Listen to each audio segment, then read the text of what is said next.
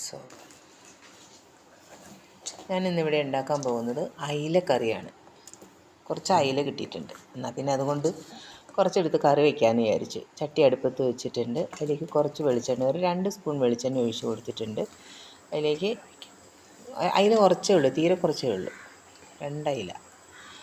ഇഞ്ചി, പച്ചമുളക്, ഉള്ളി, കറിവേപ്പില അത്രയും ഇട്ട് കൊടുത്ത് നമുക്കതിനെ ഒന്ന് വഴറ്റിയെടുക്കാം.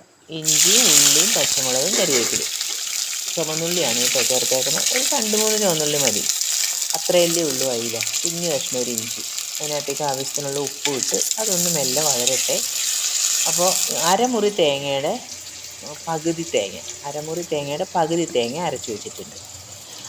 അതാണ് ആ തേങ്ങ അരച്ചാണ് ഞാൻ ഈ കറി വയ്ക്കുന്നത്. ഈ അയില, ചാള അങ്ങനെയുള്ളതൊക്കെ തേങ്ങ അരച്ച് വയ്ക്കുന്നതാണ് കുറച്ചും കൂടി ടേസ്റ്റ്.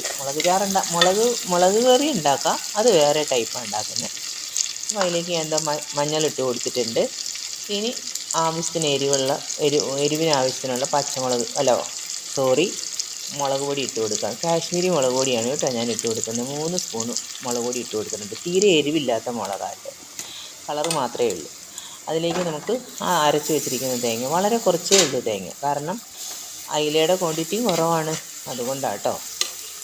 അപ്പോൾ അതും കൂടി ഇട്ട് കൊടുത്തൊന്ന് മെല്ലെ വഴന്ന് കഴിയുമ്പോഴത്തേക്കും നമുക്ക് അതിനകത്തേക്ക് ആ മിക്സി കഴുകി കുറച്ച് വെള്ളവും കൂടി ഒഴിച്ച്, പിന്നെ ആവശ്യത്തിനുള്ള വെള്ളം ഒഴിച്ച്, പാകത്തിന് ഉപ്പും ചേർത്ത്, കുടംപുളി ഇട്ട് നമുക്കതൊന്ന് ആ ചാറൊന്ന് തിളയ്ക്കട്ടെ, നന്നായിട്ടൊന്ന് തിളയ്ക്കട്ടെ. തിളച്ച് കഴിയുമ്പോൾ നമുക്ക് കുറച്ചും കൂടി കറിവേപ്പിലയും കൂടി ഇട്ട് മീനിൻ്റെ കഷ്ണവും പെറുക്കി അതിനകത്തേക്ക് ഇടാം. എന്നിട്ട് തീ ഒന്ന് ചെറുതാക്കി വെച്ച് നന്നായിട്ടൊന്ന് തിളച്ച് കുറുകി വരട്ടെ.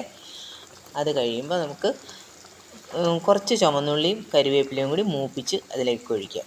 അത് മൂപ്പിച്ചൊഴിക്കുന്നത് കാണിക്കാൻ നേരത്ത് ക്യാമറ ഓൺ ചെയ്യാൻ ഞാൻ വിട്ടുപോയി, അതുകൊണ്ട് മൂപ്പിക്കുന്നത് എടുക്കാൻ പറ്റിയില്ല. ക്യാമറ ഓൺ ആയിരിക്കുമെന്നാണ് ഞാൻ വിചാരിച്ച്.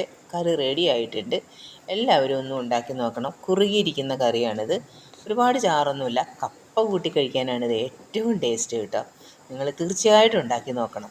ഓക്കെ.